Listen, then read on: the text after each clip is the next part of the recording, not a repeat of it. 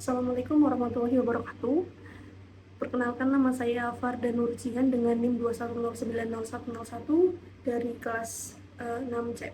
Jadi video ini dibuat untuk menjawab semua kriteria pada komponen penilaian di mata kuliah pemrograman sistem cerdas 2.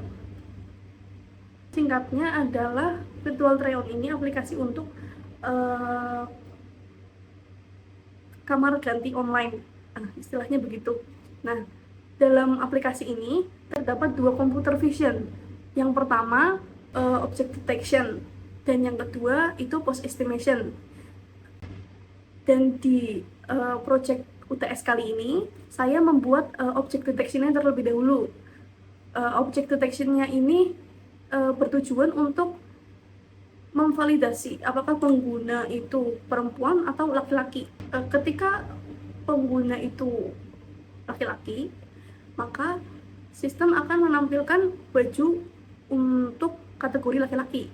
Yang kedua ini post detection. Post detection ini digunakan untuk mendeteksi di mana baju itu akan dicoba begitu secara virtual. Menjawab komponen penilaian nomor 1 ini, yang pertama sumber dataset. Sumber dataset ini saya ambil dari video TikTok karena progres yang pertama adalah object detection, yaitu yang gender detection.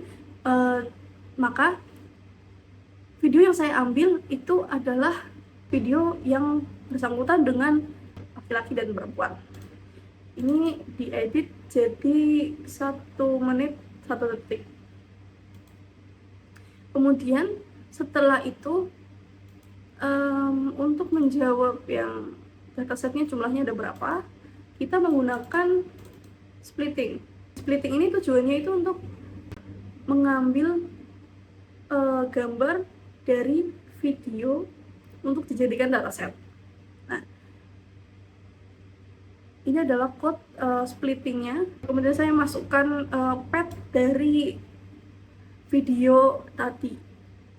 Kemudian apabila udah berhasil, maka frame per framenya, per fotonya akan dijadikan ekstensinya nanti ini berubah jadi JPG dan ditaruh di folder split data di sini.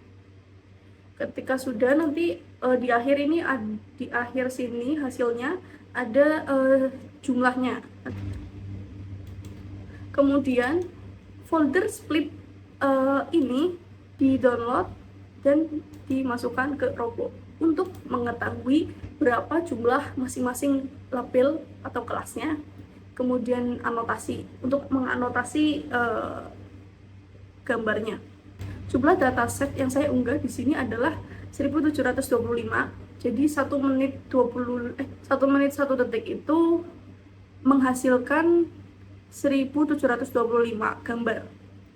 Kemudian ketika kita sudah membuat project di workspace di RoboFlow, tahap selanjutnya harus membuat kelas. Buat kelasnya sesuai dengan judul yang diambil. Dan di sini kelasnya ada 2, yaitu laki-laki dan perempuan, karena kita akan mendeteksi gender. Folder split data yang ada di drive tadi diupload di sini. Kemudian kita anotasikan semuanya, membonding satu-satu. Jadi nanti kayak misalkan di satu frame ini ada laki-laki dan ada perempuan, berarti ini semuanya di bonding. Datasetnya tadi berjumlah 1725. Kemudian anotasinya itu ada 7934 dan jadi 2 kelas. Anotasinya itu kan tadi kan ada 7934. Nah, ini itu terdiri dari man-nya itu 5014 dan kemudian woman-nya itu 2920. Kemudian poin yang kedua adalah menjelaskan metode dan model yang dihasilkan. Untuk membuat model itu kita harus melalui tahap preprocessing terlebih dahulu.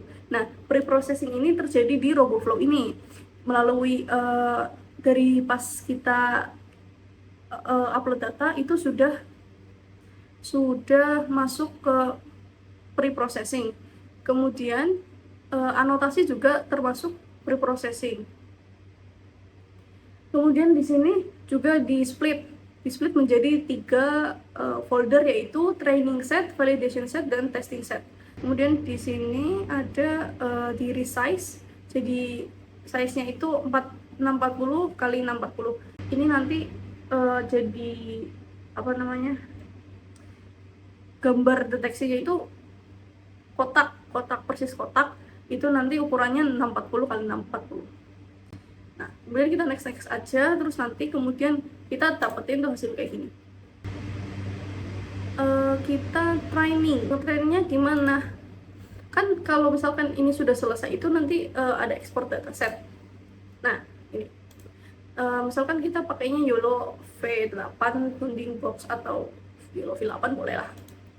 Misalkan ini udah di download di zip komputernya, nanti diupload lagi dari downloadan ini, diupload ke Google Drive.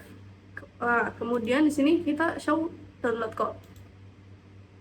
Nah, ketika kita mendownload datasetnya, ini akan ada file berupa dataset, folder dataset, kemudian readme ErgoFlow, readme dataset, dan kemudian data YAML. Kemudian kita buka collab, cd content drive, my drive, caption 6, training YOLO 8, yaitu dimana folder training YOLO 8 ini ditaruh pathnya. Kemudian kita pip install Ultralytics, kemudian ini tadi ini dikopas, ditaruh di sini. Ini kita menentukan modelnya, kemudian kasih epochnya diubah. Ini tadinya epochnya 10, tapi tadi keganti, harusnya ini ulang dari awal lagi, soalnya nggak bisa kalau misalkan udah ada di pad. Nah, semakin banyak epoch itu semakin model itu bisa menemukan akurasi yang lebih tinggi, karena tadi epochnya cuma 10, jadi akurasi pada aplikasi itu lumayan rendah. Poin yang ketiga adalah mampu menjelaskan metode dan hasil evaluasi model. Performa modelnya itu masih turun, belum baik, jadi mungkin nanti di tambahin datasetnya kurang banyak, karena tadi di bagian womannya juga kurang, kemudian epochnya nanti kurang juga, harus ditambahin. Untuk hasil deteksinya saya cantumkan video setelah ini.